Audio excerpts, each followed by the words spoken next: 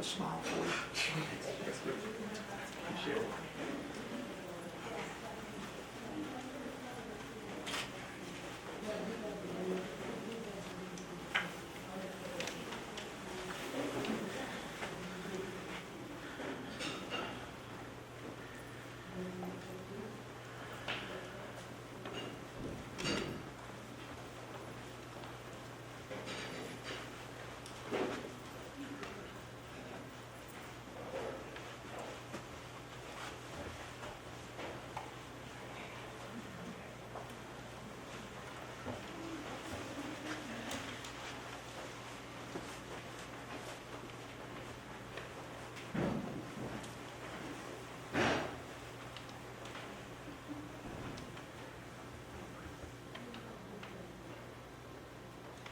Welcome, ladies and gentlemen. Throughout the ceremony, you will be given cues to stand and be seated at appropriate times. As a reminder, during the singing of the national anthem, military members will stand at attention, and our civilian guests should place their right hand over their heart. At this time, please silence all electronic devices. The ceremony will begin. Thank you. Ladies and gentlemen, on behalf of the presiding officer, Air Force Medical Service, Deputy Director for Medical Operations and Research, Colonel Thomas Harrell, welcome. Today, the men and women of the United States Air Force pay special tribute to Lieutenant Colonel Amy Elizabeth Russo on the occasion of her promotion to Colonel. Ladies and gentlemen, please stand for the arrival of the official party, the singing of the national anthem, and remain standing for the invocation.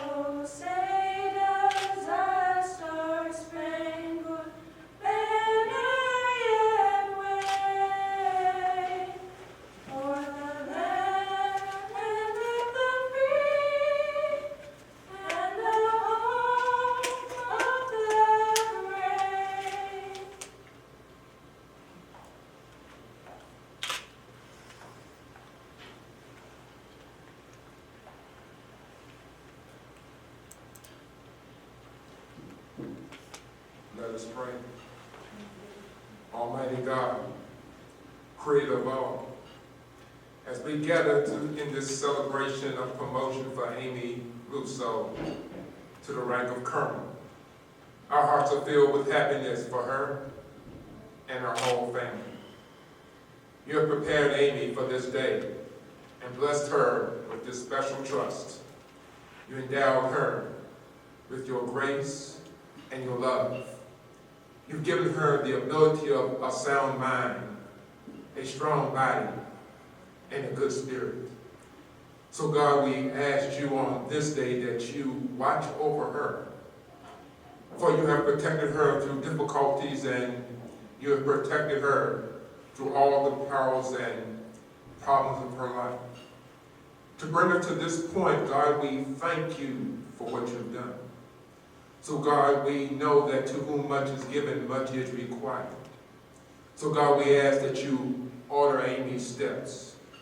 You walk beside her and walk with her. that she will be able to perform to her best abilities what you have placed inside of her. God, we ask that you make her country proud, her family proud, but most of all, God, that you will be proud. So God, we ask that you unite us. You give us the spirit to be able to live amongst each other in these difficult times. So God, that when Amy shines and Amy's light is lit, she brings joy to those around her. She brings comfort to those that need her comfort. And she will be the wife, the mother, and the colonel that you have called her to be. So God, we thank you on this day. In Jesus' name we pray. Amen.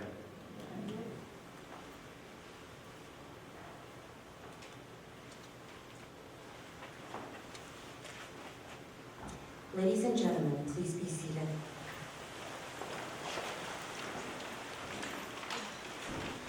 We are honored to have some very special guests with us today. Lieutenant Colonel Russo's husband, David Dahl. Her two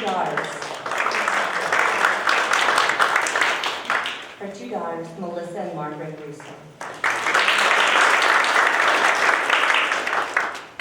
Her mother, Carol Ballard. Her stepfather, Jim Ballard.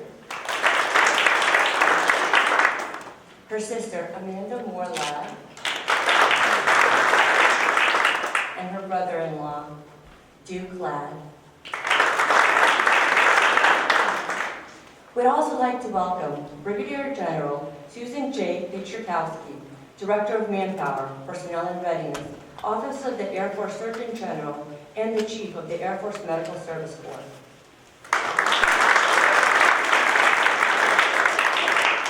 Chief Master Sergeant Don M. Polchinski, Chief, Medical Enlisted Force and Enlisted Corps Chief. We would also like to extend a warm welcome to all commanders, chiefs, and first sergeants, family and friends in attendance today, as well as those who are joining us via Microsoft Teams and Facebook Live. Ladies and gentlemen, Colonel Harrell.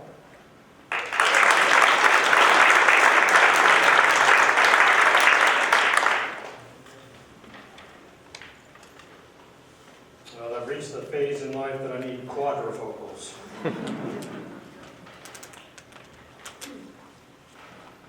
And I'm really excited that we have the opportunity to be able to do an in-person event. It's just enjoyable to have folks here.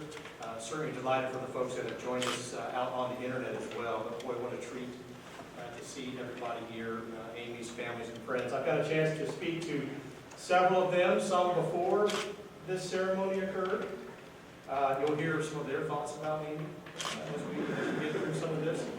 And then some just now before we came in here, and I will tell you what struck me, totally off script, it's very clear where Amy gets to be Amy from.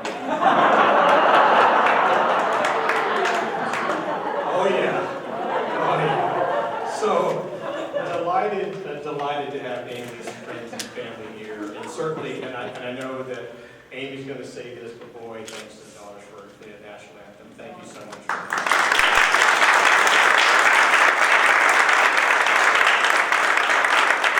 Blushing's appropriate. That's okay. And then, Pastor, thank you so much for inviting the President of God.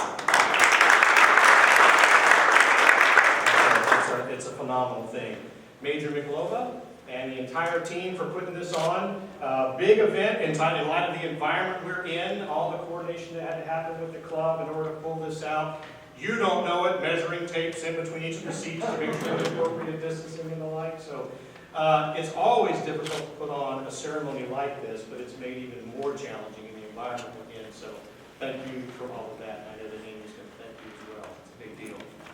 So I know that there are several here that this is the first time that you have experienced a military ceremony. So we hope that you are inspired by this. We live in a great country, and we are served by amazing airmen like Amy. So I hope that this gives you a little bit of swelling in your chest and straightens your back up a little bit, because she is an airman like the other airmen here in uniform and those that have served before, that protect and defend this country at all times. There's never a day off for an airman. So I hope you are inspired by what you see here in the tradition that we demonstrate today. So preparing for things like this, of course, I've gone through Amy's record, worked through all of that. I'll share some of those details with you because it's important for those of you that have not had a chance to see Airman Amy at work, understand some of the things that she has accomplished over the years. And for those of you that know Citizen Amy, some of what I'm going to share with you will be, of course, no surprise at all. To those of us in uniform over here on this side of the room, there may be an eyebrow or two raised. But we'll get through that. So I certainly reviewed all of that. Now, Amy and I first met at Ramstein, and we've had the privilege of having our careers cross paths several times through the years. So I've known Amy for a while, 2005. We'll talk about some of her work as a GPM at Ramstein in whipping the flight medicine clinic into shape. So, you know, when I look back over her career, she's a phenomenal airman, and we are celebrating her today. But there are some in the room that are not surprised by the fact that perhaps the military wasn't necessarily Amy's first thought in life and where she was going. When you talk to Amy, she will tell you that during her junior high and high school years, she was all about paint clothes and high heels. Paint clothes and high heels all the time back then. She was very interested in being an azalea girl. You can find out about that during the reception. She eventually, though, captured the crown for Miss East Coast. Miss East Coast, indeed, a crown she still has. And I meant to ask you, is it worn any time at all? No. But you still indeed have the crown. Okay. From time to time, glimpses of that may appear at work. When she went back for her 10-year high school reunion, everybody was stunned that Amy had gone into the military. In fact, she was voted most unlikely career choice from her former classmates there. She initially had intentions of joining the Army, no stranger to the military. She was going to join the Army and made her way to the Army ROTC office at UNC Charlotte. Yes. And it was dark. And good for us, because she, undaunted, she left the Army ROTC office and went to the Air Force ROTC office. And there she was asked, "Do you have any experience at all with the military?"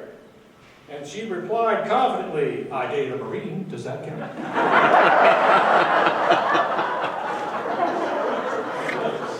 So, you know, that is the Amy that we all know and love. She is immediately disarming and very quick-witted.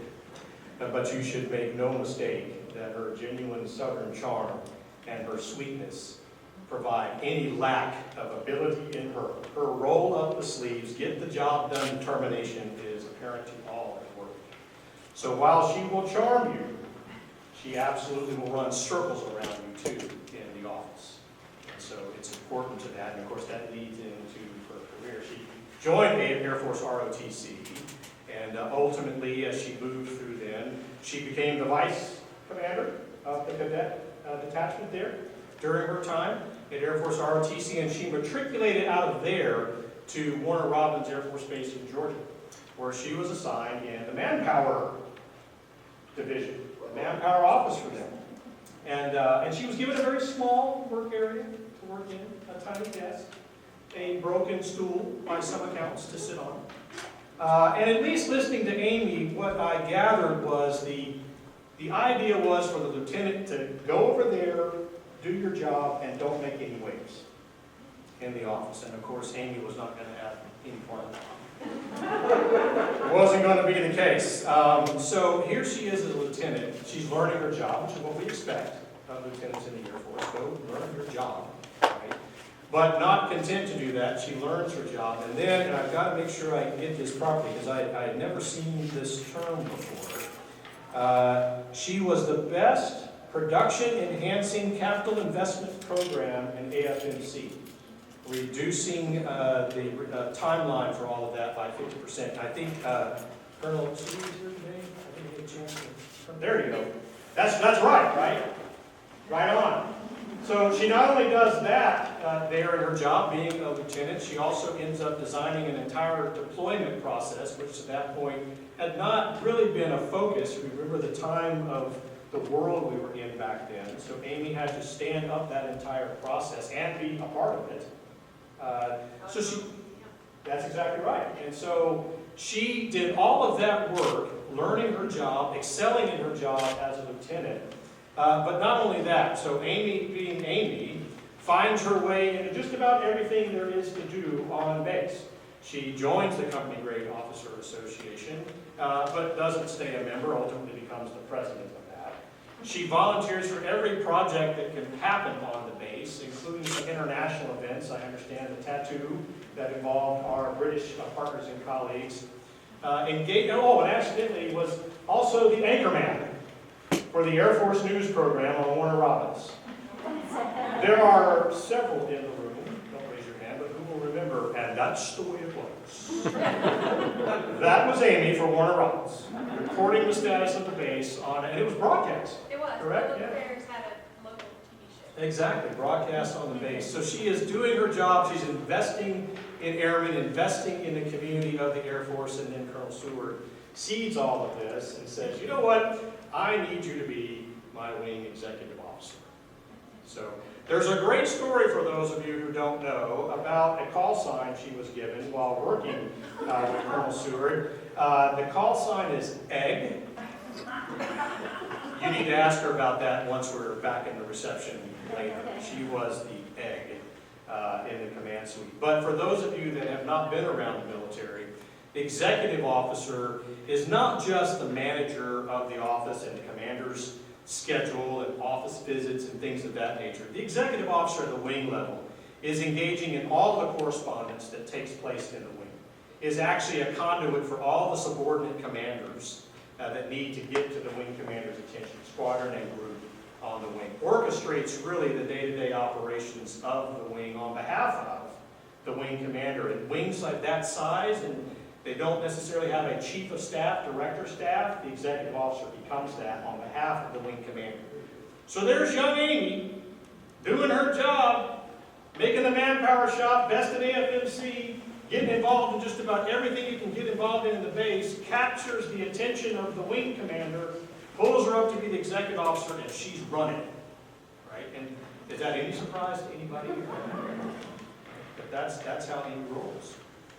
So she did a phenomenal job as exec officer and was then sent overseas to Ramstein for the first time on the safety staff. Now she stayed in manpower then. You'll note the badge she has. She's earned all of her credits to wear the badge at the manpower office, manpower at Greenfield. There in USAFE, she is managing the manpower for 1/4 of the USAFE enterprise. About 9,000 billets, about $340 million worth of personnel costs they give to Captain Amy. And she's working it all. And doing a phenomenal job at it. In fact, her boss at the time became the chief of staff for the Air Force. Now retired General Mark Welsh was her boss as Brigadier General Mark Welsh. And when you read her performance reports from that period, he spots her talent. He's no slouch in picking up people who are good. He ultimately becomes the chief of staff of the Air Force, and he singles her out for the work that she has done in the manpower realm. Executes the job very well for that period of time. Executing manpower for forward operating bases during that time when she was there. Projects that had to do with the quality of life for airmen at that time. Fitness center changes that were occurring. Child development center changes that were occurring. Working for the entire MAGCOM on behalf of General Welch. Does a fantastic job. What I haven't told you at this point, though, is that she had already expressed a desire to be a medical service corps officer. Now, there you go. And, but true to the Air Force core value of service before self, she was asked, we understand what you want to do. You're qualified and, in fact, selected to go do this thing. but we would really like it if you would stay in manpower and continue to execute your job, which is why she was at USAFE Air Staff at the time. But Amy remembered the commitment. She held the Air Force to institutional commitment back and said, hey, I've done my work. I want to go be an MSC. And the Air Force said, absolutely, you were selected. Thank you for serving that additional time. We needed you. And now we'll let you loose and go be an MSC. So she transitions out of the USAFE office at the headquarters of USAFE over to the clinic at Ramstein. And while she's there, she's the GPM, and that's where I'm at. So for those of you that aren't familiar, the group practice manager really is in charge of everything that goes on in the clinic in terms of patient access to care, and making sure referrals are done properly, making sure there's enough appointments and types of appointments. That's Amy, and that's what she's doing. And that's where I met her, where she comes down and says, there's something you can do better in flight medicine, and I need you to listen to me. And so I was quick. I was quick to listen to Amy. I had no problem with that at all. There was some convincing to be done with the rest of the staff, but she made it work. And the clinic excelled during her tenure there. And not only did she do what was expected as a GPM, but Amy also was the lead in a NEO operation at the time. That's an evacuation of civilians, American civilians. Some of you may remember back in the early 2000 area, 2005-ish, 2006, I think it was. We had to pull American civilians out of Lebanon. And Amy, as the GPM at the clinic at Ramstein, was also instrumental in working the evacuation plans and the medical aspects of getting the Americans out of Lebanon and out of harm's way to various islands around the Mediterranean to make sure they were safe and secure. So what that does to me is it demonstrates to me yet again the fact that Amy was never content just to do the job she's been assigned, to work in the office that she's been assigned to. She is very comfortable branching out, and I'll tell you some more about that in a moment. She's there, though, she's doing her job great and continuing to invest in the health and welfare of the squadron and the group. And so I think Colonel Sales is here today. There you go. So Colonel Sales and I chatted as well, and he shared with me and confirmed what Charlotte also said, which is that Amy has never met a microphone she does not like.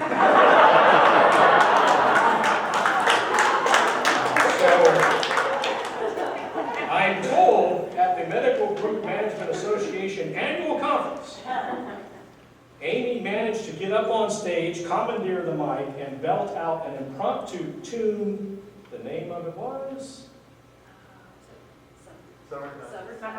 Summertime. Well, it will be too. But And so I wasn't going to go to the second one. I was going to see if you'd commit, and you did, so thank you. Embarrassing Colonel Sales appropriately at the time. But we're glad that you're here again today because, again, the both of you that I've mentioned so far invested in Amy and got to experience and work with Amy as I have now, and appreciate you sharing that with me. She did a phenomenal job there and was rewarded by being pulled up to the Air Combat Command GPM job. So think about it now. We've been a GPM at a clinic. Now you're going to move up and be the GPM over an entire MAGCOM, which at the time was about 13 facilities.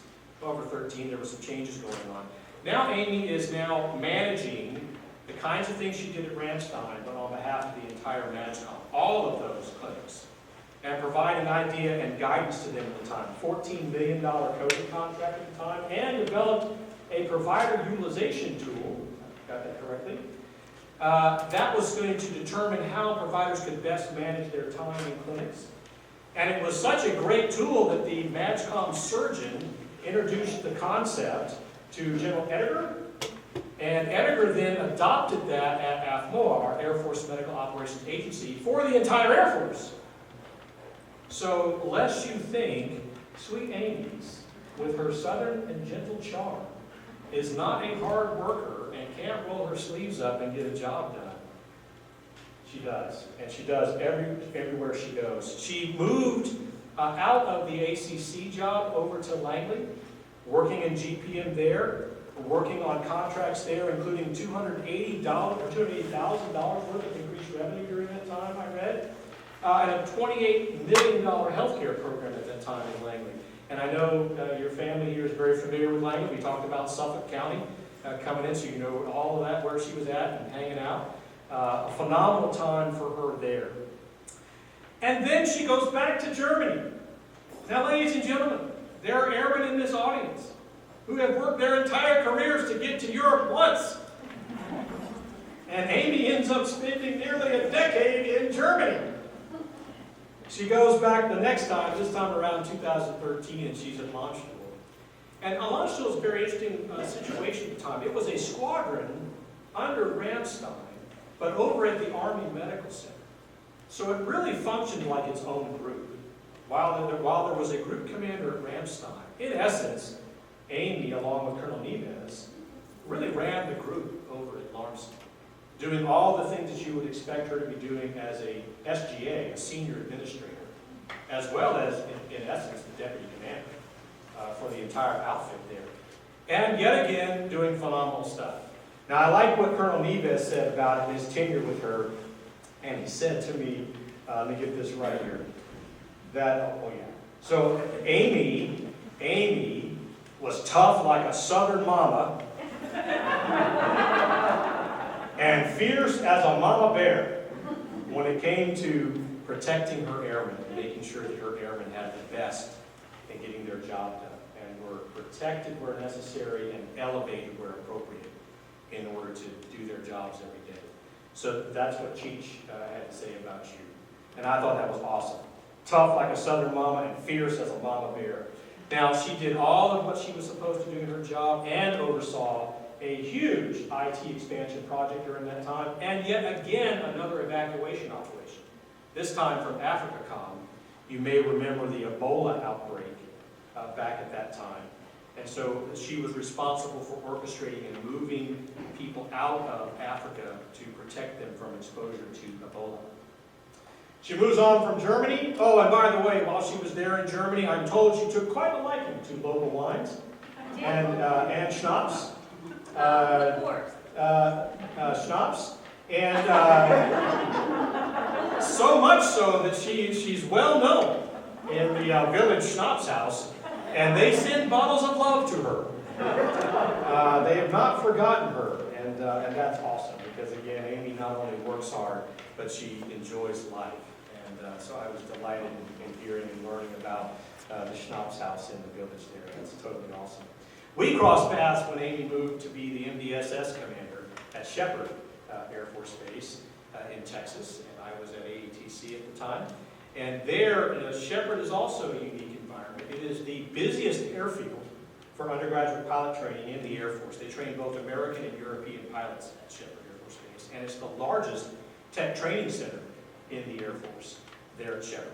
So there are thousands of people that need to be supported by the medical group, and Amy is the medical support group commander.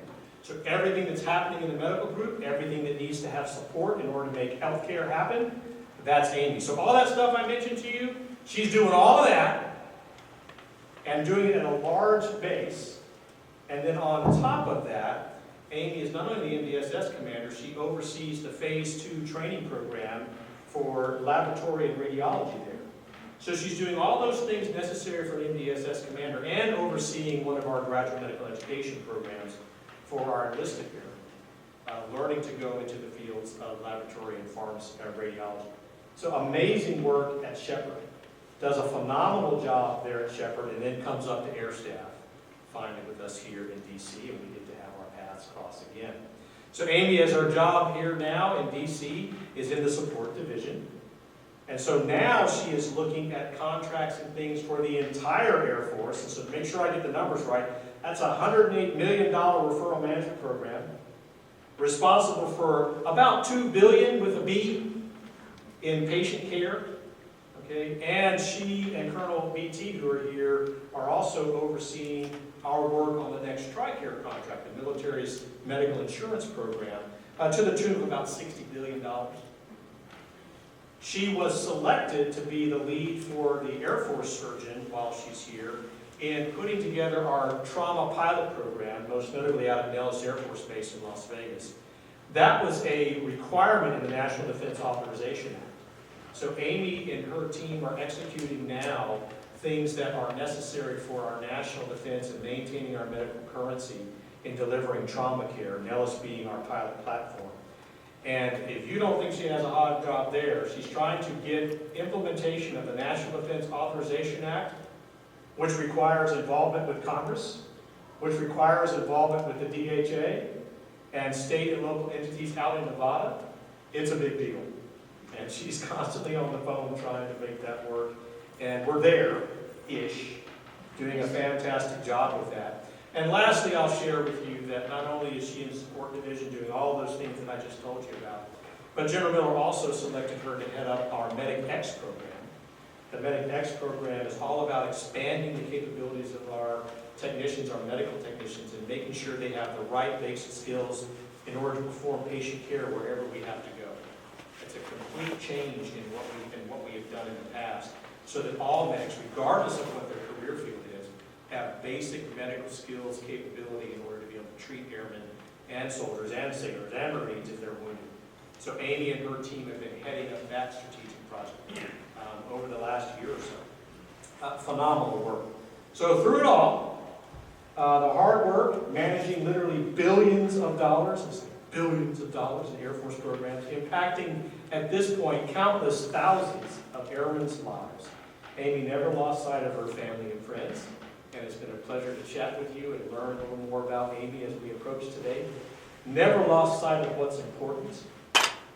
Amy makes lemonade out of lemons. She can turn a sour day sweet for someone who's having a tough time. She can then turn on a dime and create confectionery delight out of a chocolate mess of a project that has gone awry. Air Force Officer Russo has earned the respect and admiration of her team, the trust and confidence of the Air Force, and that's why we're making her a colonel. Thank you.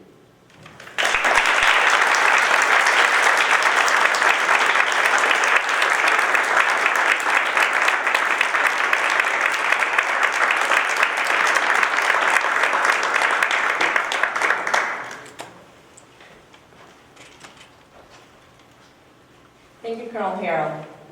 Ladies and gentlemen, please rise as Colonel Harrell promotes Lieutenant Colonel Amy Elizabeth Russo to Colonel. Attention to orders. The President of the United States, acting upon the recommendation of the Secretary of the Air Force, has placed special trust and confidence in the patriotism, integrity, and abilities of Lieutenant Colonel Amy Elizabeth Russo. In view of these special qualities and her demonstrated potential to serve in the higher grade, Lieutenant Colonel Russo is promoted to the grade of Colonel, United States Air Force, effective 1 October 2020, by the order of the Secretary of the Air Force.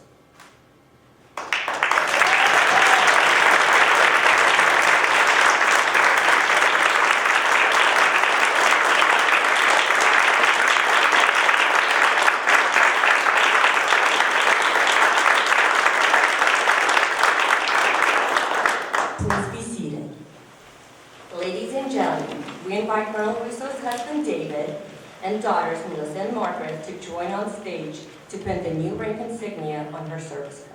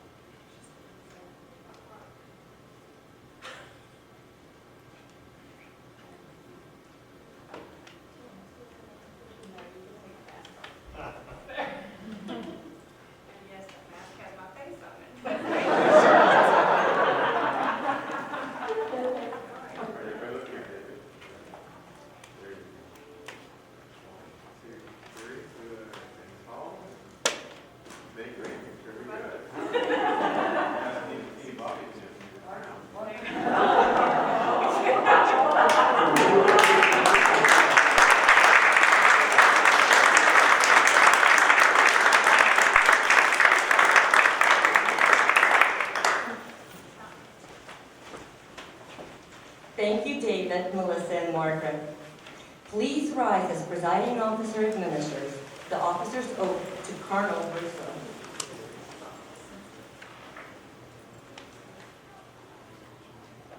I, Amy Elizabeth Russo, I have been appointed a colonel in the United States Air Force. Do solemnly swear that I will support and defend the Constitution of the United States against all enemies, foreign and domestic, and I will bear true faith and allegiance to the same. I take this obligation freely, without any mental reservation or purpose of evasion, and that I will well and faithfully discharge the duties of the office upon which I am about to enter. So help me God. Right on.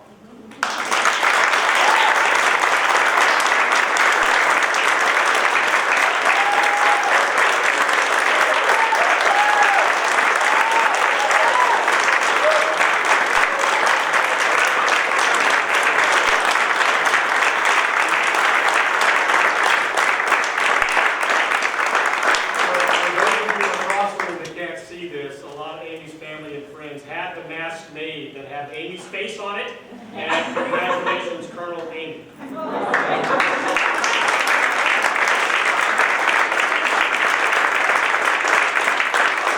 Ladies and gentlemen, please be seated. Ladies and gentlemen, the honor, the Air Force is proud to introduce Colonel Amy E. Russo.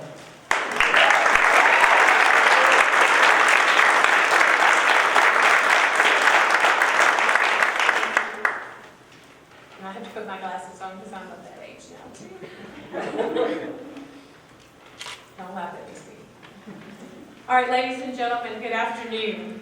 It's not good, it's a great afternoon. General Peachikowski, Chief K, Becky, Colonel Cheatham, Colonel Smythe, Colonel Hyde, everyone, thank you for coming. Friends and family, colonels, chiefs, wonderful colleagues, friends and family, thank you all so much for being here today and to celebrate this incredible moment with me and David and Margaret and Melissa. It means so much to all of us that you're here. For those that couldn't be but wanted to be, to include my dad, I know that you're here in spirit. Pastor Page, thank you for that heartfelt and inspired invocation. Not only did you capture the spirit of today, but you gave praise and thanks to the most important thank you we'll recognize today. Thank you. Margaret and Melissa, that was simply a beautiful rendition of the national anthem, and I truly appreciate you standing up and getting out of your comfort zone to do this in front of everyone. There was a little reluctance, but thank you. It meant a great deal to me from the bottom of my heart. I'm so proud of both of you for this and many other reasons. For those of you that may not know, music has always been a constant in our family. I personally love to sing, as you heard earlier. I've never been a microphone I didn't like. So, and yes, we have karaoke mics at home, just in case anybody's wondering.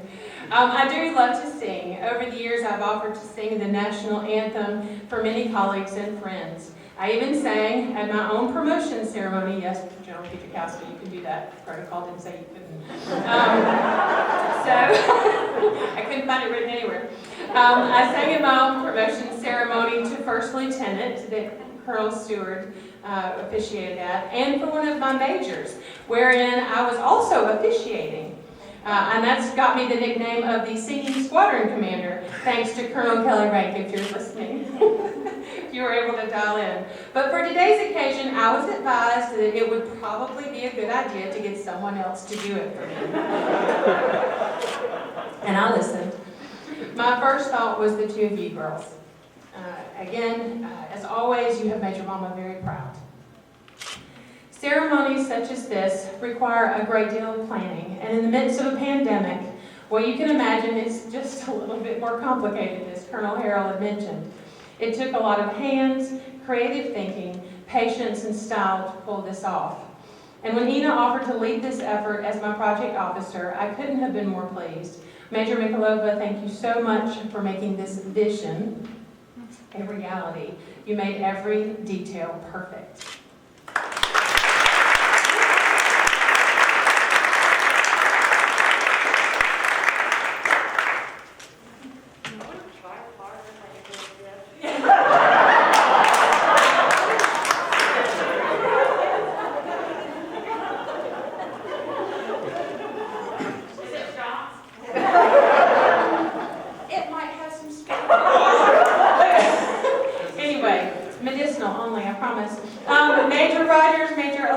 talented, relatively new, but great additions to our team. They recently joined us. I don't think they knew what they were getting into.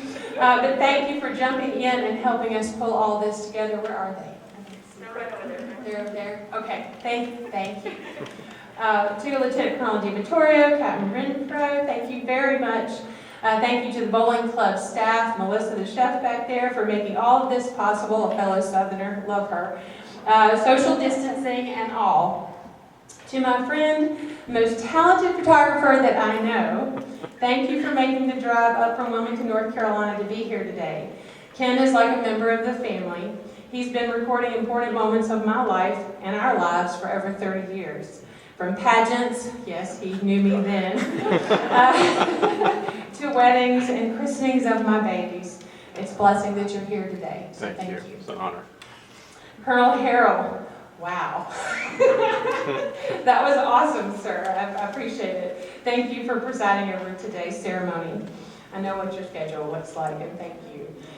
For reaching out to my mentors and friends and family and learning so much about me, probably more than most people knew or needed to know.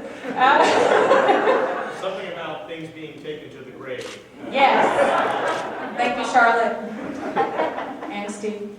So, I remember saying to you that you probably wouldn't be short of material once you started asking. Was I right? Yes. Let's just say I've had a colorful path to get here, unicorns and rainbows, that's what it's all about, right? But in all seriousness, I asked Colonel Harrell to officiate today's ceremony for several reasons. He had mentioned earlier, for one, he's known me longer at headquarters staff than anybody else. Colonel Harrell was the first flight doc I ever really got to know. My first assignment as a Medical Service Corps officer, as he mentioned earlier, was at Ramstein. After I had served 6 years as a manpower officer. I had the opportunity to serve, the glasses aren't working for me, I apologize. I had the opportunity to serve as a group practice manager, best job in the Air Force, ma'am, just saying. And one of my jobs was to ensure access to care to our patients, as he had highlighted. Colonel Harrell helped me fulfill that responsibility by giving me the latitude to find creative solutions, which we did, and is showing me, more importantly as a leader, what it means to do the right thing, always, regardless of whether or not the indecision was a popular one, which it wasn't sometimes. He was also one of several leaders, some of which are in this room today, who showed me what kind of leader I wanted and needed to be. Thank you for making the time to do this for me today, Colonel Harrell, and for making it so special. Thank you. There are so many other more people that I need to thank, and for many of them, they are in this room today. I really can't believe all of you came out. I know that the pandemic is a scary thing, but we did as much as we could to make sure you were safe, and we really appreciate you being here. For my friends and family that were able to make this journey, you come from all over the place. Where's Tina? There's Tina. I didn't let her hear this as I was practicing my speech at home. Wow, Miss Tina. You get the award for the farthest traveled. I still cannot believe that you came from Japan, Yokosuka, Japan, just to be here today. Thank you, my friend. We shared a lot overseas. We became friends in Germany, figuring out world peace over David's chicken curry and the best margarita ever, just saying. Truth be told, I really just think she flew all this way for David's chicken curry. The ceremony was just a bonus, but I'm thankful. Miss Charlotte and Scott and the Fort family, Mama and Daddy Fort, as I call them, Brother John L. And no, John, before you ask, I didn't get these in a Happy Meal prize. Thank you all for coming. Uncle Butch, where are you, Uncle Butch? There he is. Uncle Butch representing the Dahl and Wellark side of the family from Washington State and Colorado. He flew out from Golden, Colorado. Thank you for making the journey and for your service as an Air Force veteran serving in Vietnam.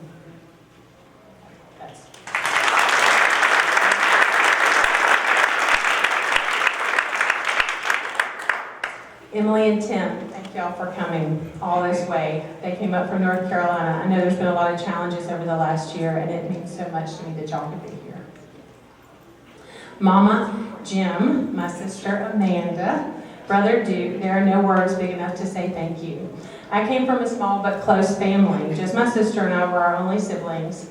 Our mom and dad had always made sure that we had a strong connection with extended family, knew our grandparents, our cousins, etc. More importantly, we always had a great deal of love and constant support for each other, no matter what challenges came. They are my biggest cheerleaders. I remember my mom telling me from day one in the Air Force, "You may only be a lieutenant, but you carry yourself like a colonel." She said that, to include always wearing lipstick before I left the house. It's also important.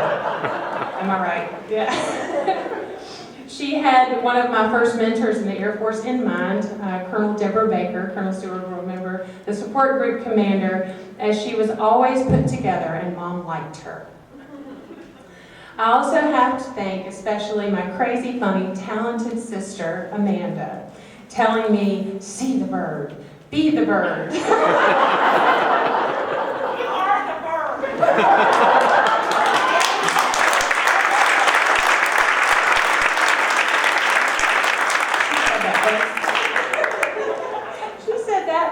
Well, Amanda, you never doubted, and here we are. My family has always been there to support, and no matter what life threw at me, and whatever crazy thing I wanted to do, and like I mentioned earlier, it's been a colorful and by no means boring path to get here today. And Jim, I would be remiss if I didn't also say a special thank you to you for your wisdom and love and support after joining our crazy, fun, loud family 22 years ago. They got married the same year that I came into the Air Force. As well as a sincere thank you for your service as an Air Force veteran and your time in Vietnam. It's for the sacrifice and service of those that have come before, like you and Uncle Butch, that paved the way for us to continue in service. So thank you.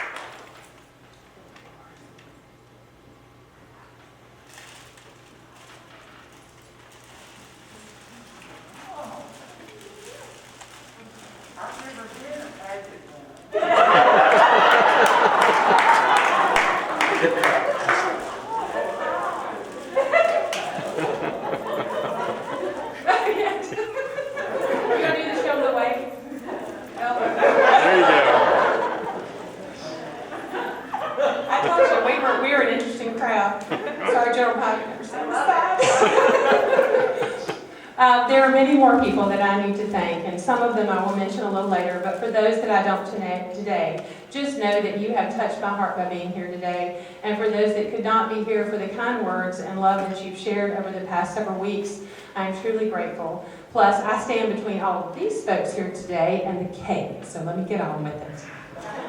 All right. And don't worry, BT, it's not that long. So, waterproof mascara, don't fail me now. All right, so when I found out I'd been selected for colonel, let's just say that at first I thought I might faint. Then I was numb because I was stunned, and then I heard the words "congratulations" come from General Miller.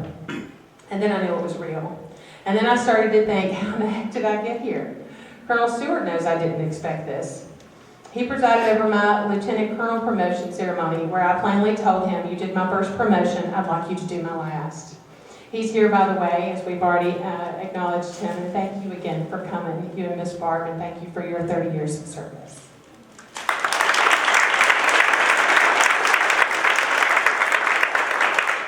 I knew them as military colleagues, but they're truly more like family that I picked up along the way.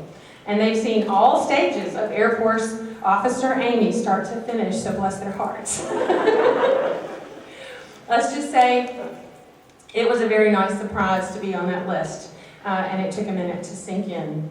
So shortly after, I really started thinking and reflecting on all the people that had influenced me along the way, all the amazing people who have provided mentorship, guidance, who've pushed and cared, and all I wanted to do was talk to them and thank them, to hear their voice again and be able to share this, because truly I didn't do it, they did.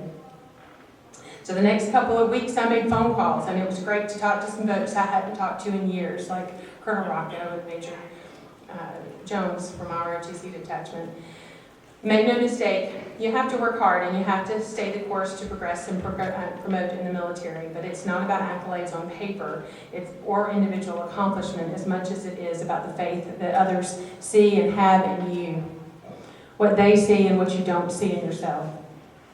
So today really isn't about me. It's about an opportunity for me to be able to publicly say you made a difference, and thank you for believing in me.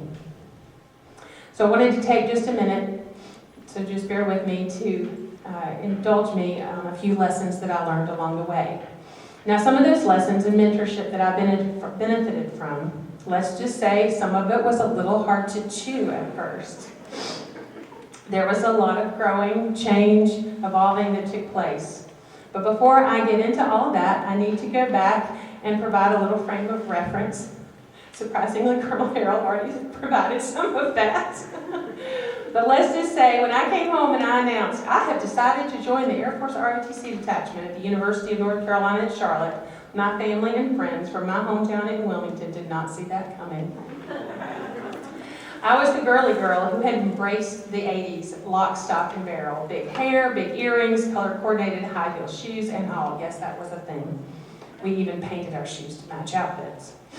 So when the cadet commander asked me during my first interview, and he already shared this, I really did say, when he asked if I had military experience, I did not know that he meant, were you prior service? Because a lot of the people in our cadet corps were prior military. I did not know that that's what he meant. And I really did say, well, I dated a Marine once, did that count? And he was speechless. He just kind of looked at me, and then for like a running joke for a year, go ask Cadet Amy Moore, that was my maiden name. Cadet Moore knows the answer, she dated a Marine once, just go ask. So they didn't let me live that down. So let's just suffice it to say, if that prior cadet commander were here, I think he would be a little dazed right now. So, regardless, I learned to embrace the Air Force and service. And I was only able to do that because of the lessons I learned from the mentors along the way. Maya Angelou, one of my favorite authors, said, do the best you can until you know better. And when you know better, do better. Well, let's just say that I did the best that I could, and until I knew better, and then when I did, I tried to do better. Many of those lessons, as the good ones always are, yield wisdom, and wisdom comes from the pain of our mistakes. Like when I was a company grade officer, I was a social officer first, before I was the president. And one of my jobs was to organize a sporting event each quarter.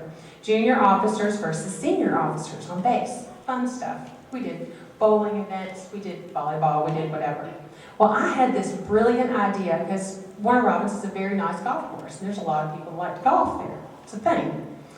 It wasn't my thing, but it was a thing. And I had this brilliant idea to put on a golf tournament that didn't require golf clubs. It was a putt-putt tournament in disguise. Little did I know that true golfers are very sensitive about their golf clubs.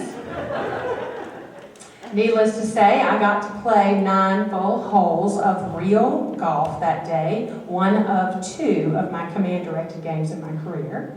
And after course correcting my brilliant idea and successfully organizing an entire event in just 4 hours.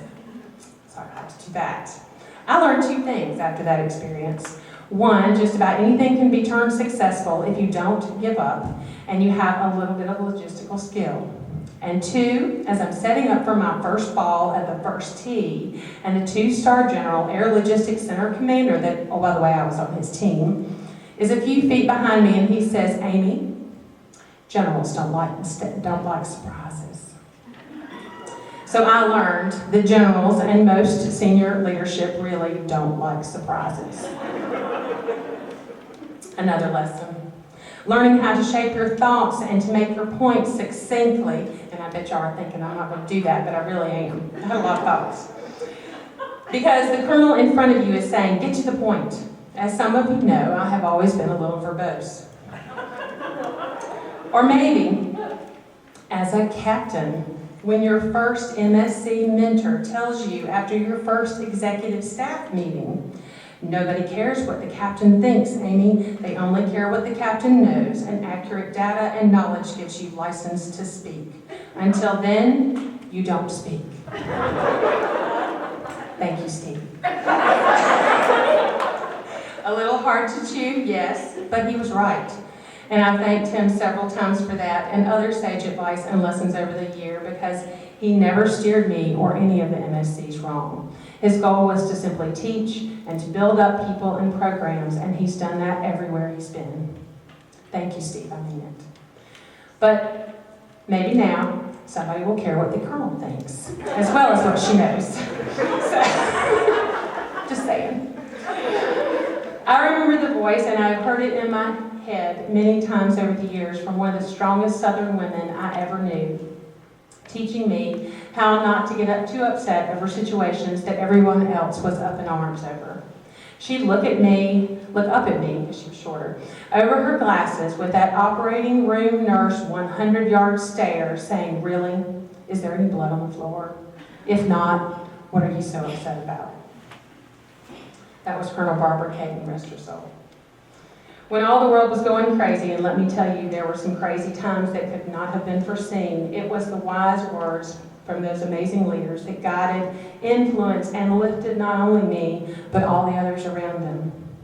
Colonel Grantham also comes to mind. He was, and still is, the sounding board and voice of serene sanity that everyone needs. He was, for me and many others, someone who could provide the common sense viewpoint and a different lens that helped you see how others see you, so you could adjust fire and make the entire organization better, or at a minimum, stop you from being a problem for others. More recent lessons learned combined with heartfelt thanks from the people I continue to learn from and grow with every day, Colonel Burton Taylor and Colonel Joyce Beatty, my brother from another mother and my sister with the dark hair. Because people get Colonel Beatty and I mixed up. It's really kind of funny. She's brunette and I'm blonde. In all seriousness, I cannot thank you enough. While serving in the capacity as my immediate leadership, they are more than this. They are consummate professionals who lead from the heart with the wit and wisdom that I have learned from and continue to learn from every day. I cannot thank you enough for your support, as well as Colonel Wiest, Colonel Harrell, Colonel Cheatham, Colonel Smythe, General Miller, and for my immediate team in SG3S and those teams I have had the honor to serve with along the way. Today I will raise a glass to you. To all those brothers, sisters, mentors, bosses, leaders, be they above or below, because make no mistake, leadership and rank are not synonymous. They have made and continue to make all the difference, and I thank you. Maya Angelou also said that when you learn, you teach. When you get, you give. You all have taught me so much, and it's now my turn. The Air Force and my Air Force family has blessed me and my family in so many ways. This is a monumental milestone, and words cannot express how much I love and appreciate you all. And in closing, after so many thanks I needed to give and a glimpse at some of the lessons I've learned, there is still one debt of gratitude I need to express, and one that I will never live long enough to repay. And yes, I intentionally saved this one for the last, because while last, it is the closest to my heart. And David promised he'd make me laugh, so I wouldn't cry. Oh, this is hard. I could not be here today were it not for the love, the tears, the laughter, the resiliency, and the support of our girls. And I can't see right now. And my best friend and love of my life, David. Along with all the lessons learned, I've learned the most from these girls, especially about resiliency and strength and unending love. David, you're my best friend.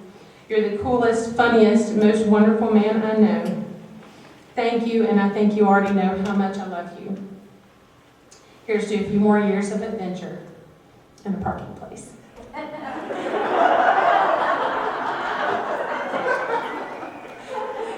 Ladies and gentlemen, thank you so much. I have one more gift to give.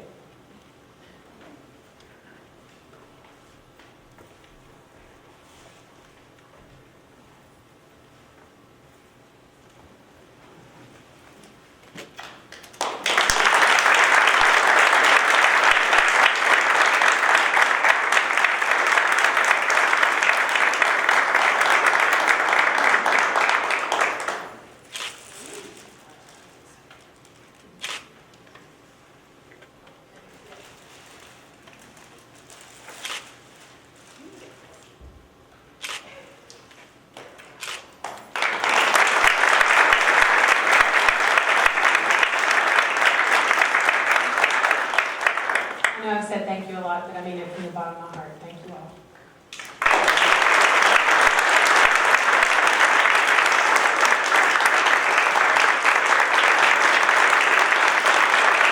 Thank you, Colonel Russo.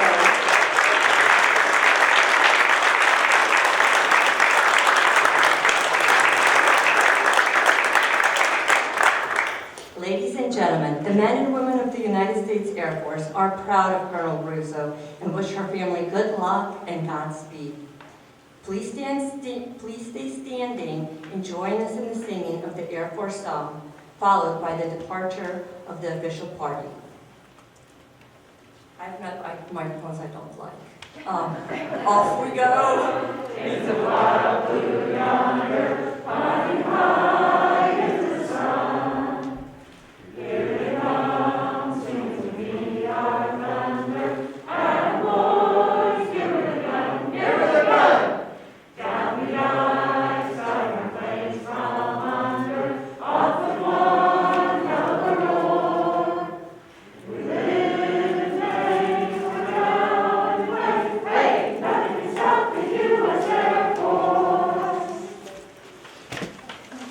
Final. Ladies and gentlemen, this concludes today's ceremony. Thank you all for attending and have a wonderful Air Force Day. There's cake in the back.